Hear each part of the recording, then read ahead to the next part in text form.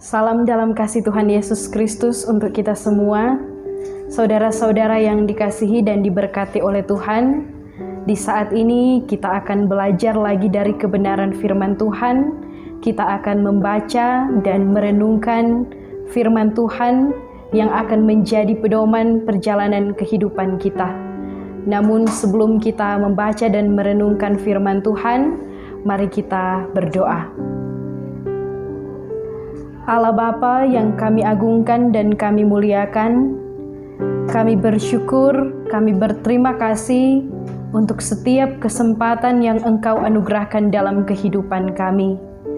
Kami boleh menikmati sehat kuat, terlebih nafas hidup yang menopang kami sebagai manusia untuk menjalankan setiap aktivitas dan pekerjaan kami.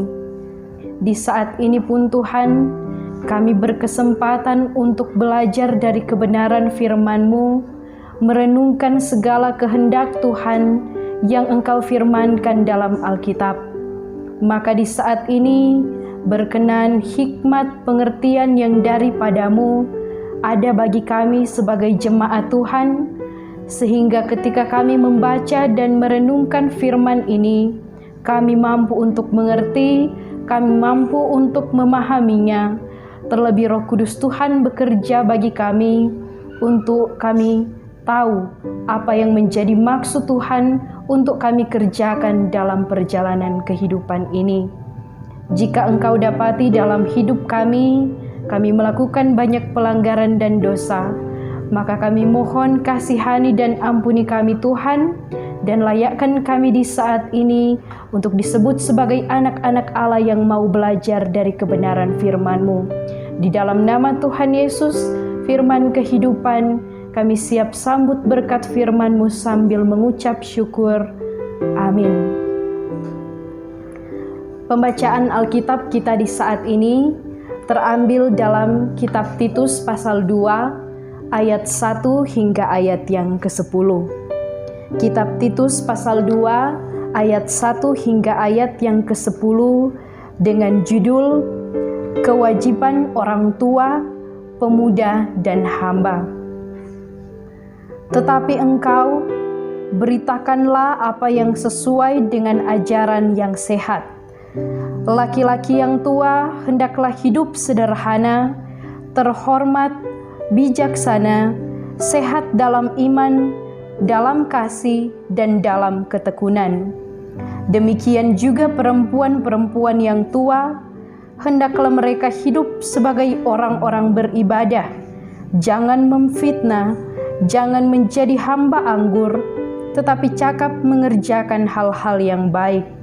Dan dengan demikian, mendidik perempuan-perempuan muda, mengasihi suami dan anak-anaknya, hidup bijaksana dan suci, rajin mengatur rumah tangganya, baik hati dan taat kepada suaminya, agar firman Allah jangan dihujat orang.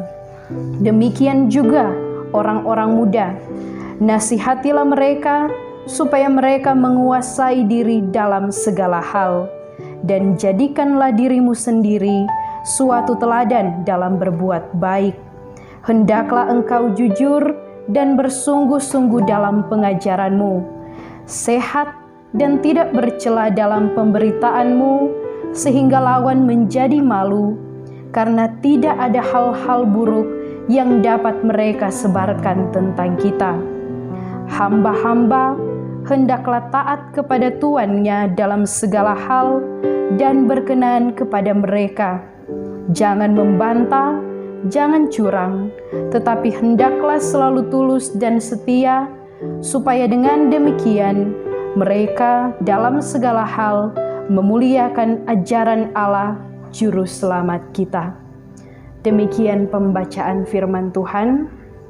Shalom, damai di hati, salam sejahtera buat kita semua jemaat yang dikasihi dan diberkati Tuhan. Kita menyadari bahwa kalau bukan Tuhan yang menyertai langkah hidup kita, maka kita tidak akan ada sebagaimana kita ada saat ini. Maka kita patut bersyukur, kita patut berucap terima kasih untuk segala anugerah, tuntunan yang Tuhan berlakukan dalam hidup kita. Saudara-saudara yang dikasihi dan diberkati Tuhan, kalau kita mau hidup jasmani kita berada dalam keadaan yang sehat, kuat, diberkati, maka harus kita isi dengan pola hidup yang sehat. Memperbiasakan pola hidup sehat, berolahraga, tetapi juga di dalamnya mengkonsumsi makanan bergizi dan makanan yang menyehatkan. Demikian pun dengan pribadi ataupun pertumbuhan rohani kita.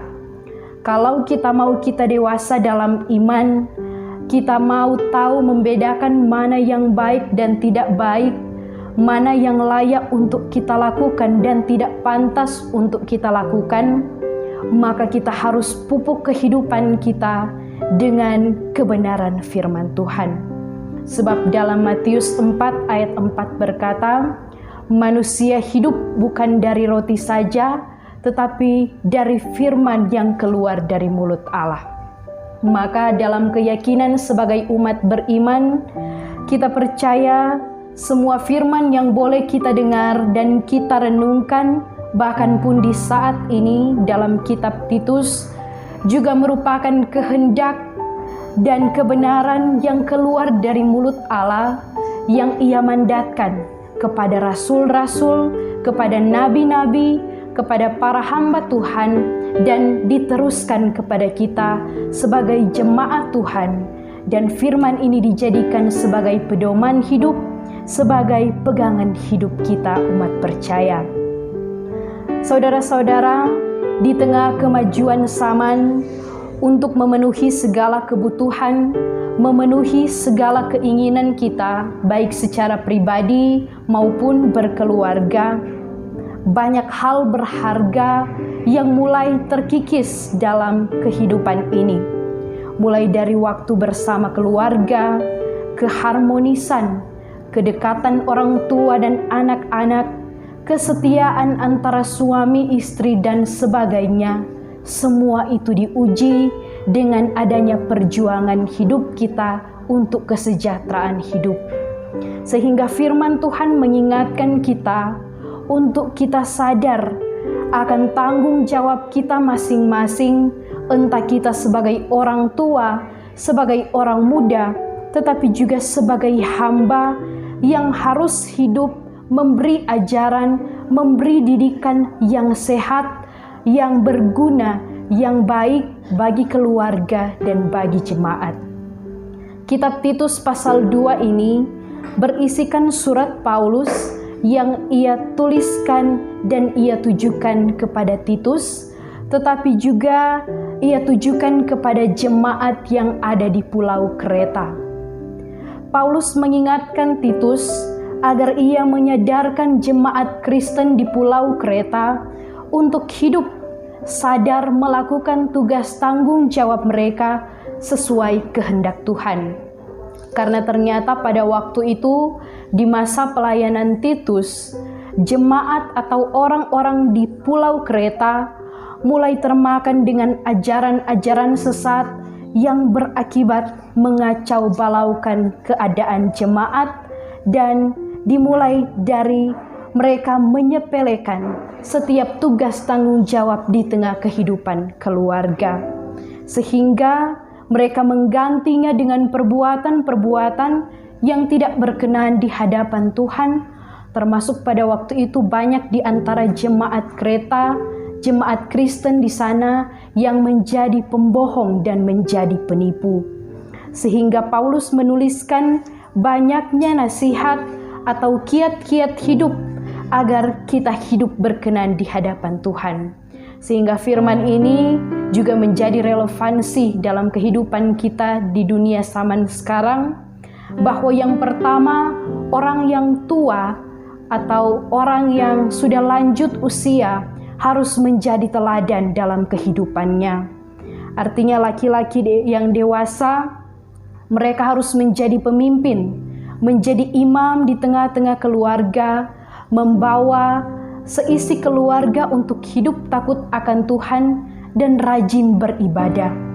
Selanjutnya, perempuan-perempuan yang tua atau yang dewasa diberi kepercayaan untuk mengajarkan anak-anaknya yang perempuan agar di masa depan mereka menjadi perempuan yang diberkati Tuhan dengan tahu mengurus rumah tangga, melayani suami dan anak-anak dengan penuh kasih yang daripada Tuhan.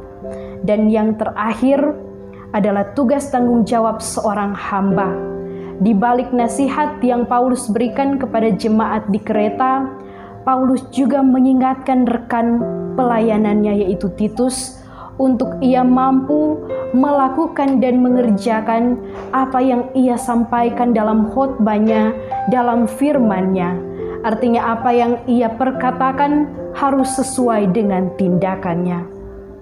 Dalam firman ini Paulus bersikap adil, bukan hanya jemaat yang jadi sasaran atau tujuannya, sekalipun mereka berbuat kejahatan di depan atau di hadapan Tuhan, tetapi Paulus juga menasihatkan orang yang sangat dikasihinya, yaitu Titus, agar kalau dia mau jemaat di Kreta hidup mengikuti apa yang ia nasihatkan sesuai firman Tuhan, maka terlebih dahulu Titus yang harus memberi contoh dan memberi teladan dalam kehidupan mereka.